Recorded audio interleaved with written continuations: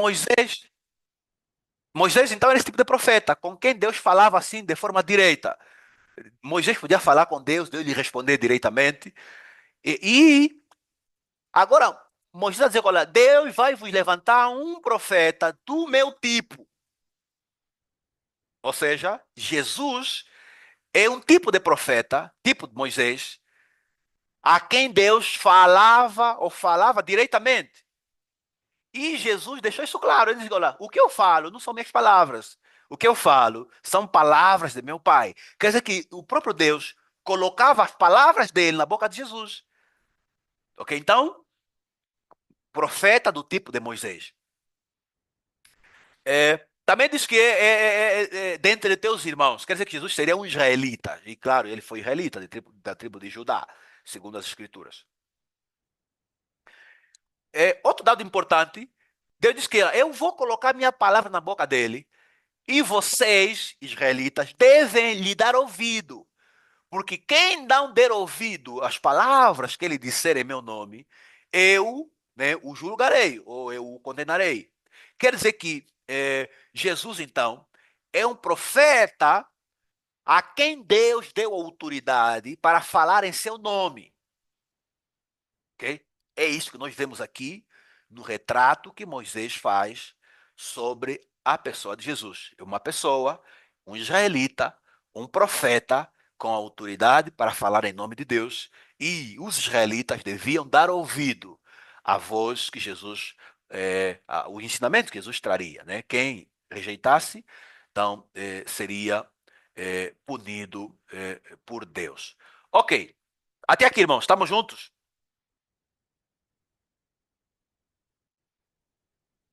Sim, senhor formador. Sim, sim, estamos juntos, professor, mas eu criei assim uma pequena dúvida agora. Sim, sim, Sim, eu criei uma pequena dúvida agora. Cada profeta viveu no seu tempo. sim. Acredito que Elias viveu no seu tempo, Moisés também viveu no seu tempo. É verdade que estas foram palavras de Deus, ou era Moisés que falava, mas também, se calhar, entendimento que vinha do alto. As palavras dele também não eram palavras dele, era mesmo profecia. Enfim, agora, será que já Moisés também, ele, ao dizer isso, sabia que era maior e podia ter, tinha direito de fazer uma comparação, tinha esse direito de fazer uma comparação, dizer que talvez ele estava acima de todos os profetas, e olhando, por exemplo, para aquilo também que foi a dimensão do profeta Elias. Então, Moisés cedeu, como é que eu posso dizer?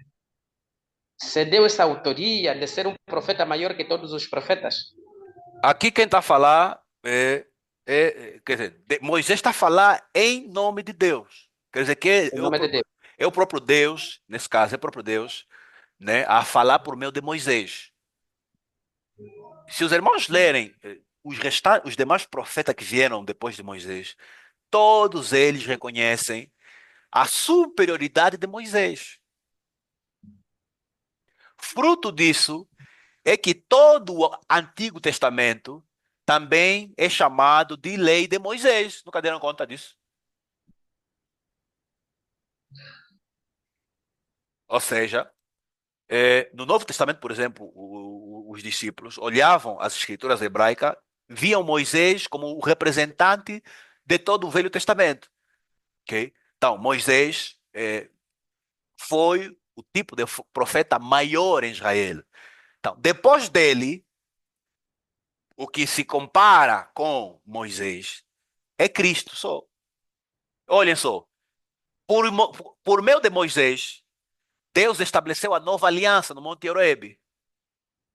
Por meio de Cristo, Deus estabeleceu a nova. Desculpa, por meio de Moisés, Deus estabeleceu a velha aliança, né? A aliança lá no Horebe. Por meio de Cristo, Deus estabeleceu a nova aliança. Tá vendo? Então, Moisés representa a aliança Horebe, que é a aliança que Deus fez com a nação de Israel, e Cristo, né, representa a nova aliança. Não tem mais outros profetas que você vai comparar com Moisés ou com Cristo. Não tem. Não tem. Não tem. Ok. Mais alguma pergunta? Mais alguma consideração? Sim, professor. Aqui a palavra fala realmente de um profeta e não fala de Messias, não fala de Jesus, não fala de Manuel, não fala, quer dizer, não fala nem de nenhum dos atributos, nem nenhum dos atributos, Pai da eternidade, Príncipe da paz, nenhum dos atributos falados anteriormente. Sim, essa é a revelação que Deus passou a Moisés a respeito do Cristo que viria, o Messias que viria. Ele seria um profeta, seria israelita, ele teria autoridade dada por Deus e os israelitas deviam dar ouvido àquilo que ele devia falar. Lembraram os irmãos que a palavra Messias significa apenas aquele que foi ungido, aquele que foi escolhido para cumprir uma missão. E foi, de facto, por ser escolhido, então ele foi, lhe espejaram o olho, lhe espejaram azeite sobre a cabeça. Isso é que é Messias. Ok? Então, é assim que Moisés descreve a pessoa de Jesus. Vamos agora ver, então, a descrição que o profeta Malaquias faz a respeito de Jesus. Isso encontramos em Malaquias, capítulo 3, versículo 1, né? Onde Malaquias diz que ele, então, ele chama Jesus de sendo o anjo, né, da aliança de Deus, ou o mensageiro da aliança de Deus. Esta expressão, anjo, né, que significa mensageiro da aliança, quer dizer que ele, então, nesse caso Cristo, seria o meio que Deus enviaria para estabelecer a nova aliança. Então, ele é o mensageiro da aliança. Ele, né, é por meio dele que Deus estabeleceria, traria aos seres humanos a nova aliança. Então, vem aí a expressão o anjo da aliança de Deus. Ok? Daniel, atenção, irmão, Daniel nos trouxe aqui uma revelação muito importante. Daniel, no capítulo 7, versículo 9 ao versículo 14, Daniel apresenta o Messias, né? Apresenta Cristo como sendo o filho do homem. O filho do homem. Com essa expressão, filho do homem, ele está a apontar que Cristo, nesse caso o Messias, seria um ser humano. Ok? Por filho do homem significa alguém mesmo que pertence à humanidade. Ok? E, lendo os evangelhos, encontramos Jesus se apresentando mesmo como o filho do homem, né? Fazendo juiz, né, da forma como Daniel o descreveu, né, na passagem que nós acabamos aqui por citar. O filho do homem, quer dizer que é mesmo humano, é ser humano. Quer dizer que Jesus Cristo, né, aqui na terra, ele é, foi ser humano como um de nós. E quero aqui fazer um comentário só para ampliar um pouquinho aqui a questão de Jesus ser humano. Na verdade, é o facto de Jesus aqui na Terra, né? Estou falando aqui estou olhando a cristologia de baixo, né? A sua vida aqui na Terra. Era ser humano. Por isso é que as Escrituras apresentam-o como sendo uma referência para nós, os seres humanos. A Bíblia nos convida a seguirmos o exemplo de Cristo. Ora, não seria possível nós seguirmos o exemplo de Cristo se ele aqui na Terra não fosse ser humano, né? Porque nós somos seres humanos. Se nós somos seres humanos, também para alguém servir de referência para nós, tinha que ser ser humano, ok?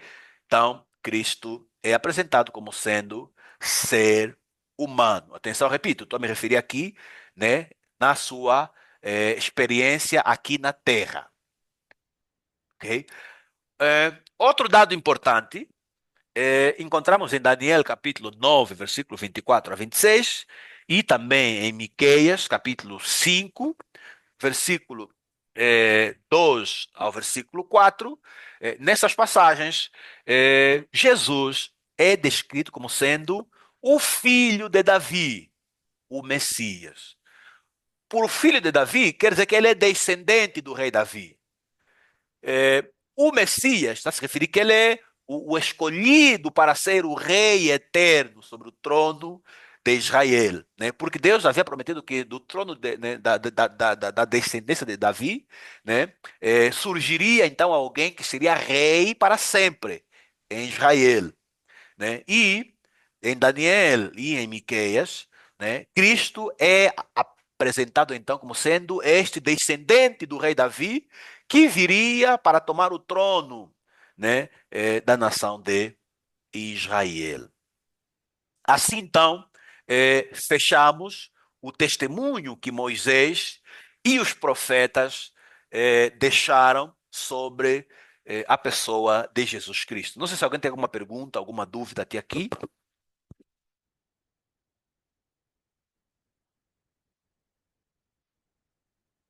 Professor, desculpa,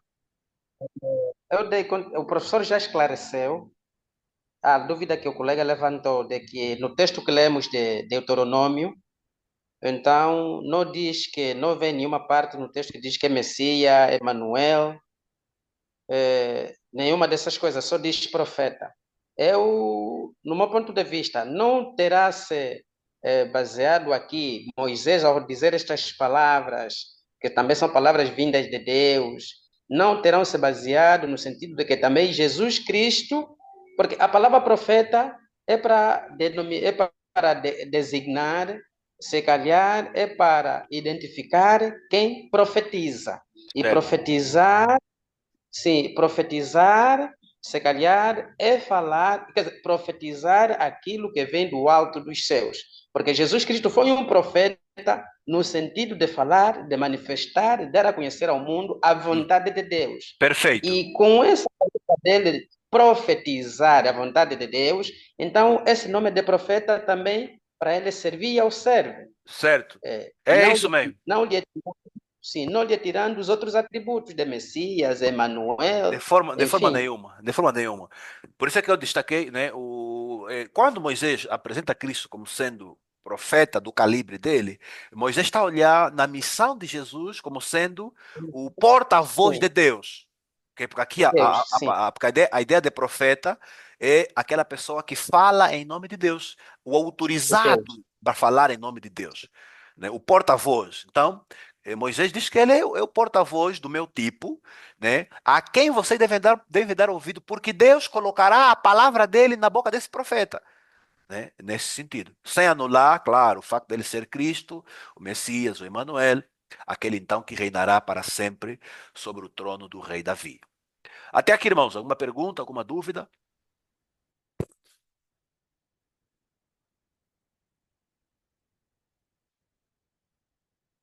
Ok, não há dúvida. Temos mais 15 minutinhos. Vamos então avançar mais um pouquinho. Vamos então agora avançar. Vamos agora falar do testemunho de alguém que foi nascido especificamente para vir nos testificar sobre a pessoa de Jesus. Para me referir nada mais, nada menos do que o testemunho de João o Batista. Ok? Vocês, irmãos, conseguem ver a minha tela? Sim, sim, estamos vendo. Boa. Ok. Pronto. Segundo as Escrituras, João Batista foi um grande profeta enviado por Yahweh, né? O Deus Todo-Poderoso, o Deus de Israel. Ele foi o primeiro profeta que Deus enviou depois do período, chamamos de período interbíblico, né? Chamamos de período do silêncio de Deus. Deus ficou cerca de 400 anos sem levantar nenhum profeta, como ele fazia antigamente. E passado esse período de 400 anos, Deus então levanta João Batista como profeta em Israel. Lembrar que João, ele foi nascido de forma milagrosa, porque a sua mãe era estéril, né, não fazia filho, e o seu pai, inclusive, já era velho, né? E, de forma sobrenatural, Deus fez então que Isabel ficasse grávida do seu marido Zacarias, e desta relação nasceu então o grande e respeitado profeta João Batista. As Escrituras deixam claro que João nasceu com a missão específica de testemunhar a respeito do Messias, a respeito de Cristo. Ok? E queremos então aqui apresentar os testemunhos que João trouxe sobre a pessoa de Jesus. Ou seja, se perguntássemos a João Batista, mas quem é Jesus? Né? O que é que João nos diria? Né? Qual seria a resposta de João, o Batista, sobre a pessoa de Jesus? Né? E nós encontramos a primeira declaração de João sobre Jesus em Mateus capítulo 3, do versículo 9 ao versículo 12, que é o mesmo que nós encontramos em Marcos capítulo 1, versículo 7 ao versículo 8, onde João diz que Jesus é aquele que batiza com Espírito Santo e com fogo, né? Eu, na verdade, vos batizo com água para arrependimento, mas depois de mim vem aquele que é mais forte do que eu nem sou digno de desatar as suas, né, as suas sandálias, as cordas das suas sandálias, e ele vos batizará com o Espírito Santo e com fogo. Alguém sabe, irmãos, o que é batizar com o Espírito Santo? Alguém sabe o que é isso, ser batizado com o Espírito Santo?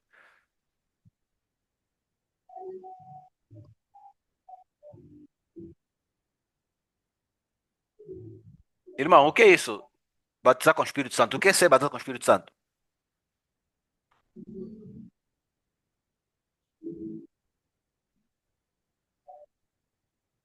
Ninguém quer responder? Ok. Vamos então para o nosso tempo. A palavra batizar, né, é a palavra grega baptizo ou bapto, né? Bapto e baptizo. Essas palavras, é, elas significam mergulhar repetidamente, imergir, submergir, limpar, limpar, nesse caso mergulhando, lavar, tornar limpo com água, lavar-se ou tomar banho. Essas são os significados da palavra baptizo, que é a palavra que nós que traduzimos em português por batismo ou batizar. Então, quer dizer que é tornar limpo, né? É tirar impureza, é tirar sujidade, usando água, né? Usando água como referência. Agora, só que João diz que Jesus batizaria com o Espírito Santo. Olha, enquanto que João batizava com água, o batismo de João era um ritual que simbolizava a lavagem das pessoas por meio da água. Ou seja, enquanto as pessoas eram lavadas nas águas, aquilo estava a representar que as pessoas estavam a ser purificadas espiritualmente, né? Por meio da lavagem das águas. Só que João diz que, olha, eu vos batizo com água. Quer dizer que eu vos batizo com água, né? Para vos tornar limpo, né? Simbolicamente. Mas aquele que vai vir depois de mim, ele vai vos batizar com o Espírito Santo. Em outras palavras, vai vos purificar, vai tornar limpo vossos corações com o Espírito Santo. Então, isso é que é batismo com o Espírito Santo. Ok? Se refere especificamente à regeneração. Que é o quê? Que é Deus, por meio de Cristo, né? Derramar o Espírito Santo sobre aqueles que creem em Cristo. Isso aqui é batizar com o Espírito Santo. Quer dizer que o meio que Deus usa para tornar a pessoa limpa é o Espírito Santo. Enquanto que o meio que João usava era a água. Agora, só que João também dá um outro detalhe. Ele batizará com o Espírito Santo e com fogo. Ou seja, João não só fala do batismo com o Espírito Santo, ele também fala do batismo com fogo. Irmãos, eu já ouvi muita baboseira sobre batismo com fogo, muita. Principalmente no meio pentecostal. Principalmente na semana de Pentecostes, irmão. Faz-se estrago em nome do batismo com fogo de forma completamente errada. O que é o batismo com fogo? Aqui no texto, irmãos, é, se os irmãos lerem, por exemplo, em Marcos 1, 7 e 8, aí João, a pregação de João, né, João, ele fala do batismo com o Espírito Santo. O batismo com o Espírito Santo está se referir à obra que Deus faria sobre aqueles que creriam na mensagem de Cristo, né, na mensagem de Deus, e de fato se arrependiam e produziam frutos dignos de arrependimento. A esses, Deus, então, por meio de Cristo, os batizaria com o Espírito Santo. Só que João, se os irmãos prestarem atenção na pregação de João, João chama atenção a um grupo de pessoas, um grupo de judeus, que ele os chamou de raças de cobra, se lembram, né? Raças de víbora. Se lembram, irmãos?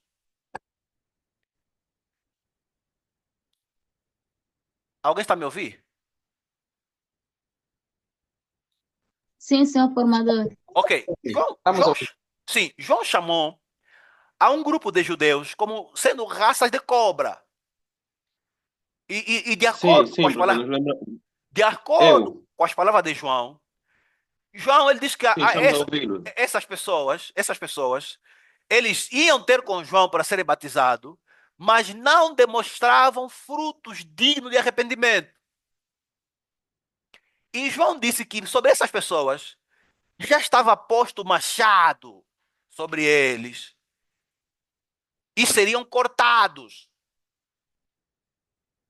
Quando João fala em ser posto machado e ser cortado, ele está falando no sentido figurativo. Né? Está falando da punição, né? Do juízo eterno. Está falando do juízo divino. Ou seja, enquanto que aqueles que criam na pregação e se arrependiam e produziam frutos dignos de arrependimento, essas pessoas seriam batizadas com o Espírito Santo. Aqueles que não se arrependiam, que eram incrédulos, que não produziam frutos dignos de arrependimento, essas pessoas seriam batizados com fogo. Portanto, o batismo com fogo está a se referir à condenação eterna que Deus lançará sobre aqueles que não creem, sobre aqueles que são vistos como ímpios, que não creem na mensagem do reino de Deus. Ou seja, o batismo com fogo está a se referir, na verdade, o lago de fogo e enxofre, onde os ímpios serão lançados. Ok? Então, aqui João diz que Cristo é esse que batiza com o Espírito Santo, quer dizer que é por meio de Cristo que as pessoas recebem o Espírito Santo, e ele diz também que Cristo é aquele que batiza com fogo, ou seja, é Cristo, né? Cristo é o meio que Deus vai usar para condenar as pessoas que não creem no reino de Deus. Segundo o que nós temos aqui, num primeiro testemunho que João Batista nos apresenta. Até aqui, irmãos, alguma pergunta? Ou posso avançar? Professor, o que tem causado confusão Uhum. é mesmo este aspecto que o professor acabou de esclarecer: batismo com o fogo. Uhum. O que às vezes nós temos feito? Temos associado este batismo com fogo, temos associado ao batismo com o Espírito Santo, pensando que tem a mesma função, tem a mesma significação, ou que são palavras paralelas ou proporcionais para os mesmos efeitos. Não é porque o batismo do Espírito Santo se refere ao recebimento do Espírito Santo. É o Espírito Santo fazer do crente morada e assim então trazer na vida do crente, né, as graças do Espírito, né, a ação que o Espírito faz na vida da pessoa. Já o batismo com fogo está se referindo mesmo ao castigo eterno. O batismo do Espírito Santo nunca é associado com fogo nas Escrituras. O fogo é usado, né, para se referir à condenação. E muitos irmãos fazem confusão porque interpretam mal o texto de Atos, capítulo 2. né? Muitos dizem, não, é Atos 2, no dia de Pentecoste, naquele dia houve fogo e houve vento. E se os irmãos lerem atentamente o livro de Atos, os irmãos vão ficar chocados em saber que no livro de Atos 2 não houve nem fogo, né? Não houve nem fogo e nem houve nem vento. Vou repetir. Em Atos 2 não houve nem fogo e nem vento. Sabiam disso, irmãos? Vou dizer isso como tarefa. Vou dizer como Isso é tarefa. um segredo que o senhor está a revelar. Isso é um segredo, senhor formador. Nunca ouço isso. Eu vou Isso é deixar a isso, primeira vez. eu vou deixar isso como tarefa para vocês para descobrirem. Leiam, Senhor atenta, formador. leiam atentamente Atos capítulo 2. E na próxima aula vamos falar sobre isso. Se vocês não conseguirem dar conta, vou vos mostrar. Mas por enquanto, levem como tarefa. Leiam Atos capítulo 2. Preste atenção. Lá não tem nem fogo, nem tem vento.